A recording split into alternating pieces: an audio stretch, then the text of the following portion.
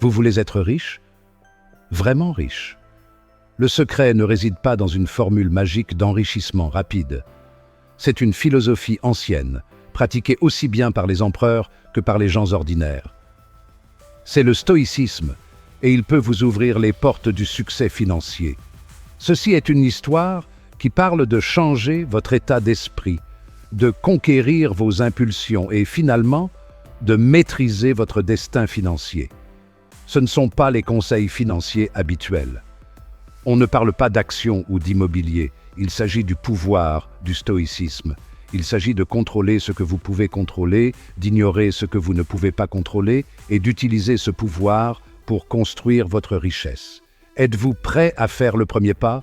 Plongeons dans le monde du stoïcisme et découvrons les secrets pour devenir riche. Notre histoire suit un jeune entrepreneur motivé mais en difficulté. Il rêve de liberté financière, de bâtir un empire commercial, mais il se heurte constamment à des obstacles. Il est dépassé, contrôlé par ses émotions et commence à perdre espoir. Il a essayé toutes les méthodes habituelles, travailler de plus longues heures, courir après la prochaine grande opportunité. Mais rien ne semble fonctionner. Mais un jour, une rencontre fortuite change tout. Il découvre par hasard une philosophie ancienne, un ensemble de principes qui promettent non seulement le succès financier, mais une transformation complète de soi.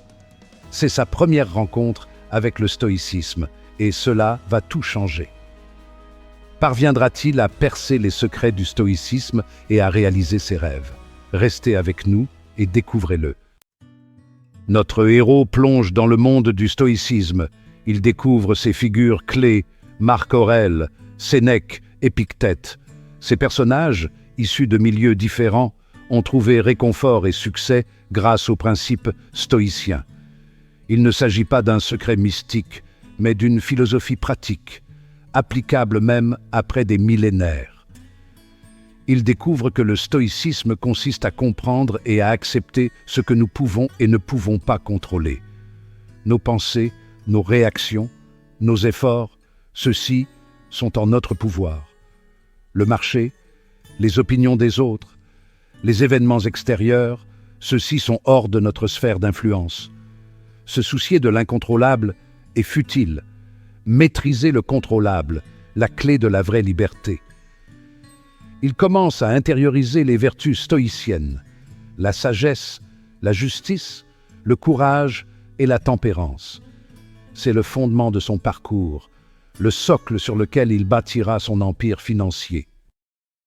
Armé de ces nouvelles connaissances stoïciennes, notre héros s'attaque à son premier obstacle, ses propres émotions fluctuantes.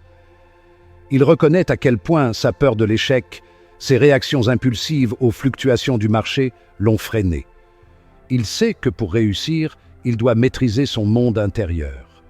Il découvre une pratique stoïcienne essentielle, la visualisation négative. Il commence à imaginer les pires scénarios, non pas pour se complaire dans la négativité, mais pour se préparer mentalement et émotionnellement à toute éventualité. Cette pratique, constate-t-il, diminue sa peur de l'échec, lui permettant de prendre des risques calculés avec lucidité. Il découvre également le pouvoir du recadrage. Face au revers, au lieu de s'attarder sur le négatif, il apprend à rechercher l'opportunité, la leçon à en tirer. Il n'est plus esclave de ses émotions. Il devient le maître de son propre destin. Une épreuve de taille, la première affaire. J'ai repéré une opportunité, une chance d'investir dans une start-up prometteuse. C'était un risque calculé avec un potentiel de rendement élevé. J'étais tenté de me lancer tête baissée, poussé par l'excitation, l'attrait d'un succès rapide. Mais je me suis souvenu de mon entraînement stoïcien. Je savais qu'il ne fallait pas que je laisse mes émotions obscurcir mon jugement. Il prend du recul, appliquant le principe stoïcien d'objectivité. Je me suis détaché du battage médiatique, des montagnes russes émotionnelles de l'affaire, et je me suis concentré sur les faits. J'ai abordé l'opportunité non pas avec un optimisme aveugle, mais avec une rationalité lucide. La pression monte à mesure que les négociations s'intensifient. Les délais approchent, Les offres et les contre-offres fusent, chaque partie cherchant à prendre le dessus. L'atmosphère est électrique, mettant à l'épreuve la nouvelle résolution stoïcienne de notre héros. Je me suis souvenu du principe stoïcien de la dichotomie du contrôle. Je ne peux pas contrôler les actions des autres investisseurs, les fluctuations imprévisibles du marché, mais je peux contrôler mes propres réactions, mes propres émotions. J'ai pris de grandes respirations, gardant mon calme au milieu du chaos. Je me suis concentré sur le moment présent, sur la prise de la meilleure décision possible avec les informations disponibles. Ce premier accord, bien que relativement modeste, devient un moment charnière. Le succès initial de notre héros nourrit son ambition. Il est impatient d'étoffer son portefeuille, de faire des coups plus audacieux sur le marché. Mais au milieu de cette confiance croissante, une tentation dangereuse surgit. La rumeur d'un système d'investissement infaillible s'est répandue. Il promettait un enrichissement rapide, un raccourci vers la liberté financière. Tout le monde semblait s'y mettre, m'exhortant à rejoindre la frénésie. Il ressent l'attrait de la FOMO, la peur de manquer quelque chose, un piège courant même pour les investisseurs les plus chevronnés. J'ai commencé à remettre en question ma propre voie, l'approche lente et régulière du stoïcisme. J'ai décidé de rester fidèle à mes principes stoïciens, même si cela signifiait passer à côté de la dernière folie. Garder le cap, le pouvoir de la discipline. J'ai redoublé d'efforts dans mes pratiques stoïciennes. Pour résister à la tentation, pour garder le cap, j'ai besoin d'une discipline inébranlable. Il se replonge dans les enseignements d'Épictète, qui soulignait l'importance de contrôler ses désirs et ses impulsions. Je me concentre sur ce que je peux contrôler, mes propres actions, mes propres réactions au marché. J'ignore le bruit, le battage médiatique autour du dernier stratagème à la mode. Il s'en tient à sa stratégie d'investissement, fondée sur une recherche approfondie et des principes financiers solides. Je trouve de la force dans le concept stoïcien de la gratification différée. Le véritable succès se construit avec le temps, grâce à des efforts constants et une concentration sans faille. Le coup dur face à l'abîme. Mon voyage prend un tournant, comme c'est inévitablement le cas pour nous tous. Les forces mêmes du marché que je pensais comprendre, la nature imprévisible des affaires, se dressent pour me porter un coup qui me secoue au plus profond de moi-même. Un investissement majeur tourne mal, les partenariats s'effondrent et la sécurité financière qu'il avait si soigneusement construite s'écroule autour de lui. Le doute s'installe, murmurant des suggestions insidieuses face à ce revers. Avais-je été stupide de penser que je pouvais contrôler quoi que ce soit à tout cela?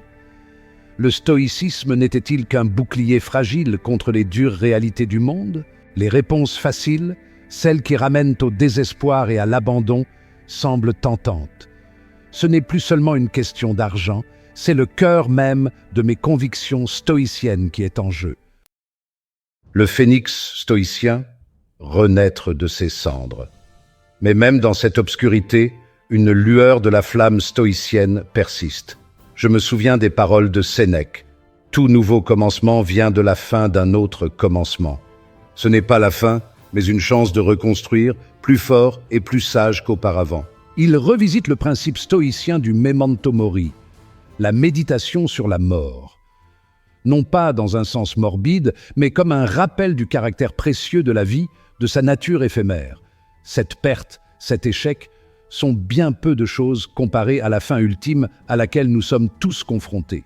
La perspective, un outil essentiel fourni par le stoïcisme, commence à changer son état d'esprit. Il commence petit, en se concentrant sur ce qu'il peut contrôler en ce moment de chaos. Les années passent. Notre héros, devenu un entrepreneur chevronné, est sur le point de conclure une transaction commerciale majeure. Ce n'est pas seulement un investissement de plus, une nouvelle ascension dans l'échelle sociale, c'est l'aboutissement de son parcours, le moment où ses principes stoïciens se traduisent par un niveau de réussite dont il n'avait autrefois que rêvé. Mais quelque chose est différent cette fois-ci. Mon attitude est empreinte de calme, d'une confiance tranquille qui transcende l'excitation de l'affaire. Je ne recherche pas la richesse pour la richesse elle-même, pour la validation éphémère qu'elle pourrait m'apporter. Il réalise que la recherche de la validation extérieure est une quête vaine. La véritable richesse vient de l'intérieur. L'accord est conclu, un succès retentissant. Mais au lieu de l'euphorie qu'il aurait pu ressentir auparavant, il éprouve un sentiment de satisfaction tranquille, une compréhension profonde que le véritable accomplissement se trouve au-delà du gain matériel. Je prends du recul par rapport à la poursuite effrénée de la richesse, choisissant de me concentrer sur le partage de la sagesse qui a transformé ma vie. Je crée une fondation, propose des programmes de mentorat, finance des initiatives qui promeuvent les principes et les pratiques stoïciennes dans les communautés défavorisées. Il comprend que la plus grande richesse est la capacité de donner aux autres les moyens d'agir, de les aider à libérer leur propre potentiel, à surmonter les défis de la vie avec résilience et détermination. Il ne se contente plus de créer des entreprises, il construit des vies. Mon histoire devient un témoignage de la puissance durable du stoïcisme, un phare d'espoir pour ceux qui cherchent la voie de la vraie richesse et de l'épanouissement personnel. Je suis la preuve vivante que la sagesse antique des stoïciens est aussi pertinente et transformatrice aujourd'hui qu'elle l'était il y a des siècles.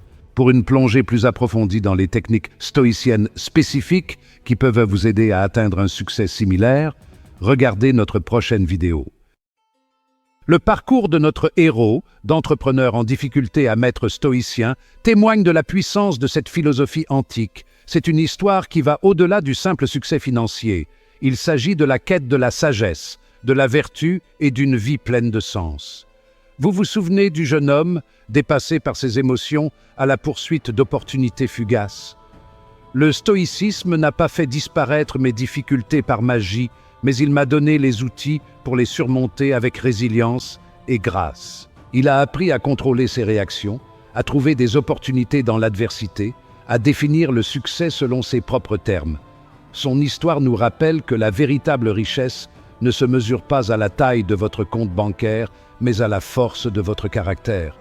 Il s'agit de vivre en accord avec la nature, d'accepter ce que l'on ne peut pas contrôler et de concentrer son énergie sur ce que l'on peut contrôler, ses pensées, ses actions, ses réactions au monde qui nous entoure. La poursuite de la richesse, lorsqu'elle est guidée par les principes stoïciens, devient un voyage de découverte de soi et de développement personnel. Il s'agit de maîtriser son monde intérieur pour créer un changement durable dans le monde extérieur. Et c'est un voyage qui vaut la peine d'être entrepris, quels que soient vos objectifs financiers. La voie stoïcienne n'est pas facile, mais elle est accessible à tous. Il s'agit de considérer les défis comme des opportunités de croissance, de trouver la force dans l'adversité et de vivre chaque jour avec détermination et intention.